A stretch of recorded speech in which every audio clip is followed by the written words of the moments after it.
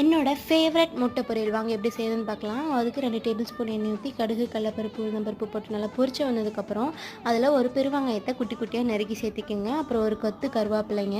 வெங்காயம் நல்லா வணங்கினதுக்கப்புறம் 2 தக்காளியாக பொடி பொடியாக கட் பண்ணி உள்ளே சேர்த்திக்கோங்க.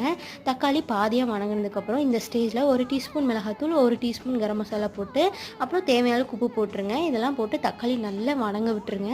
தக்காளி இந்த மாதிரி நல்லா வணங்கினதுக்கப்புறம் பேனில் பார்த்திங்கன்னா இந்த மாதிரி நடுவால் மட்டும் கேப் பண்ணி ஒரு டேபிள் ஸ்பூன் அளவுக்கு எண்ணெய் ஊற்றிக்கோங்க. எங்கள் வீட்டில் பார்த்திங்கன்னா நாங்கள் நாட்டுக்கோழி வளர்த்துறோம்.